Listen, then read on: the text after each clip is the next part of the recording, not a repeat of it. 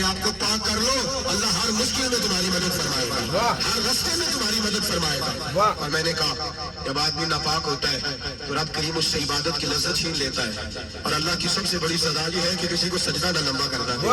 रब करीम सबसे ज्यादा उससे नाराज है जिसको कुरान पाक के खोलने की तौफीक ना हो। सबसे ज्यादा रब करीम उस शख्स से नाराज है जो अल्लाह की बारगाह में झुकने की लज्जत छोड़ जाए। मेरे नबी पाक सैयद आलम अलैहिस्सलाम के सहाबा लंबी बातें करते थे, लंबी।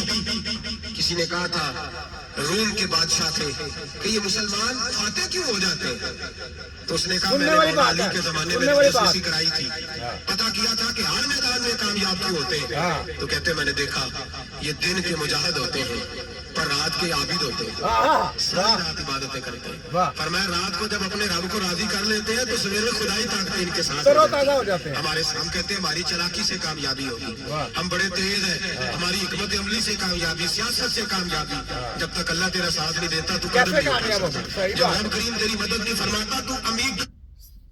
जब तक नीयतें साफ होंगी, फिर जब आपने एक महाज पे जाना है, फतह हासिल करनी है, तो आपका जो ईमान है वो पक्का होना चाहिए, अल्लाह की तरफ आपकी ध्यान भी होना चाहिए और अपने बुजुर्गान दीन की तरफ भी ध्यान होना चाहिए। उन्होंने कैसे कैसे क्या कुछ तकलीफें बर्दाश्त की, तकलीफें बर्दाश्त करने के बाद फिर जाके आसानियाँ पैदा होती हैं। ऐसे मुसलमानों के लिए आसानियाँ पैदा नहीं होती।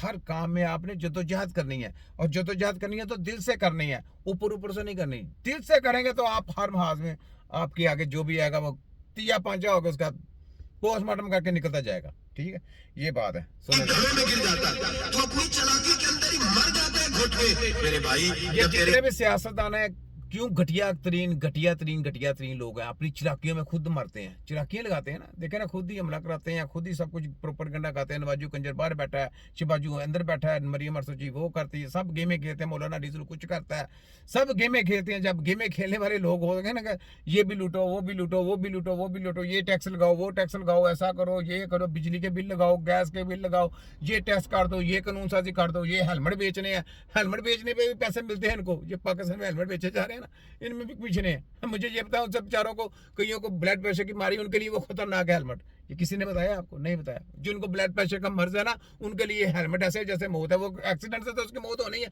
पता नहीं शादो नाजर होनी है, लेकिन ब्लड प्रेशर का मरीज जब आप हेलमेट उसको पहनाएंगे, उसको ज्यादा उसको ब्लड प्रेशर की प्रॉब्लम आएगी। उसको चक्कर आ गया, गिरा, साथ में दूसरे भी गिरे, साथ में दूसरों का भी बेड़ा गर्क होगा। ठीक है, ये बात है। उससे ज्यादा से ज्यादा बीमारियां आएंगी उनके जिस्म में। हेलमेट ऐसी खतरनाक बीमारी है, हेलमेट से आपके ऊपर से गर्मी होती है, ऊपर से आप हेलमेट पहन लेंगे, आप यकीन करें डबल आपने अपने आप को गर्मी में लेके आ गए हैं, और आपका ब्लड प्रेशर इतना हो जाएगा आपकी सोच भी नहीं। और कोई डॉक्टर आपको बोला, कोई फलाना बोला, नहीं बोला। ये सब चर्सी हैं, चर्सी समझते हैं, चर्सी लोग हैं। तो किसी ने नहीं बोला। ये मैं पाकिस्तान के लोगों से कहता हूँ कि ये हेलमेट हुनमर जो है ना, ये जो बुजुर्ग आदमी हैं, जो ब्लड प्रेशर वाले जो मरीज आदमी, उन लोगों से अटैच हैं। ये गुंडागर्दी बंद करें। ये गुंडागर्दी है। किसी को जबरन आप उसकी सेहत के साथ खिलवाड़ करेंगे। यहाँ आप लिख के देंगे वो कुछ भी होता है, कल को हेलमेट पहन के वो गिरता है तो आप जिम्मेदार है उसके। हेलमेट पहन के वो गिरता है तो जिम्मेदार है, गवर्नमेंट देगी उसको 50-60 लाख रुपए उसके बच्चों को। नहीं, यहाँ पे नहीं देगी। तो उसने हेलमेट भी पहना, फिर गिरा। क्यों गिरा है? क्यों गिरा है? ये सवाल उठाया ना। देखे मैं आगे उठाता हूँ, देखो मैं क्या कुछ करता हूँ। ठीक है, मैंने बैंडे पे जाते हैं, ये कमीशन वाले जितने भी ये कमीशनें मिलती हैं जनाब, हेलमेट बेचने के कितने करोड़, वहां में इतना हेलमेट बेच देना, डबल हेलमेट बेच गया तो उसमें कमीशनें 1% भी कमीशन हो, कितने पैसे बन गए। हालांकि एक नहीं 100 के हिसाब से होती है, तो लाखों करोड़ों में जाती है ये कमीशन। याद रखें, ये सारे माफिया के लोग हैं, याद रखें। आपके साथ इंसाफ कोई नहीं करेगा। तेरे अंदर लज्जत होती है एक और। ठीक है, तो ये बात है। ये आपने देखा कि किस तरीके से फिर कौमें फतह करती हैं। ये मैं आपको बता रहा हूँ, ऐसे कौमें फतह नहीं करती। ये सुने, ये पढ़ा, ये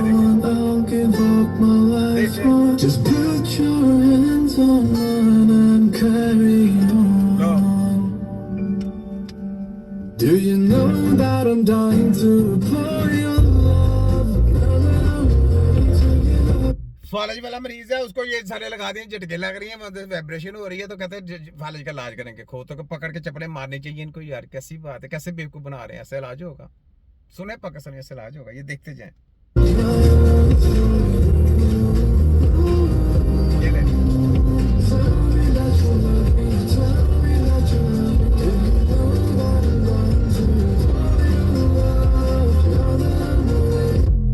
होगा कभी जिंदगी में नहीं होगा। सब लॉलीपॉप देने वाले फ्राडी जेली लोग हैं सब। ले यहाँ पे ये देखें, ये मैं आपको एक चीज बताने लगा, ये सुने पहले। अपनी जंगें लड़ रहे थे जब ये बातें आ रही थी। विटामिन डी गोरे तो सूरज से अब्जॉर्ब कर सकते हैं, लेकिन एशिया की लोगों की स्किन टोन ऐसी है कि हम सूरज से विटामिन डी अब्जॉर्ब नहीं कर सकते, हमें उसकी दवाई ही खानी है। अब दूध के अंदर, फिश के अंदर, दही के अंदर, अंडे के अंदर विटामिन डी है, लेकिन उसकी बायो अवेलेबिलिटी ना होने के बराबर है। यानी हमारी खुराक के अंदर जिन सोर्सेज के अंदर विटामिन डी है वो नाकाफी है हमारे लिए। अगर विटामिन डी बॉडी के अंदर नहीं है तो कैल्शियम की अब्जॉर्प्शन नहीं हो सकती। ये भी बात। और बीबी यहाँ पे मैं सिर्फ छोटी शॉर्टकट बातें बताने लगा। ये माफिया के लोग हैं, इसको बेचारे को क्या पता, छोटा सा बच्चा लेके आए मेडिकल की टीम में देना, उसको क्या, उसने क्या जवाब देना है।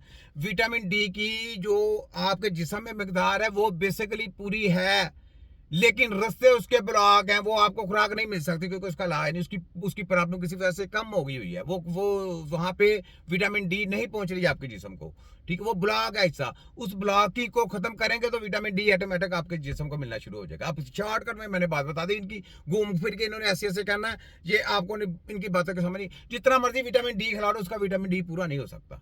शॉर्टकट मैंने बता दिया। चले, बहुत कम लोगों को पता है। चलो विटामिन डी नहीं है, कोई बात नहीं, हम दूध पीते जाते हैं, दूध पीने से हड्डियां मजबूत हो जाएंगी। जब मैं आपको कह रहा हूँ नहीं हो सकता, पूरा नहीं हो सकता, खोते के बच्चों नहीं हो सकता, नहीं हो सकता। बकवास करते हो आप लोग। आगे लेके आओ, जिनकी गंदी स्टडी लेके आओ, उनके सामने बढ़ाओ, मैं आपकी जबरदस्ती करूं। डी उसकी अब्जॉर्प्शन ही नहीं कर रहा कैल्शियम की, तो फिर कैसे आपकी हड्डियां मजबूत होंगी। पहली चीज, आपने विटामिन डी इवन बच्चों को भी देना होता है, टेस्ट करा के डॉक्टर से लिखवा के देना है, खुद से साइंस नहीं दिखानी। जो हम बड़े हैं, हमें चलो हम वैसे अमेरिका से बड़ा था, कोई डॉक्टर नहीं ना हो सकता। तो मैं ऐसे नहीं, मैं तुम्हें चित्र पोला करता हूँ, ऐसे नहीं, ये मैं करता तुम्हें, ये लो, ऐसे नहीं, चित्र पोला मैं करता हूँ बड़ा तरीके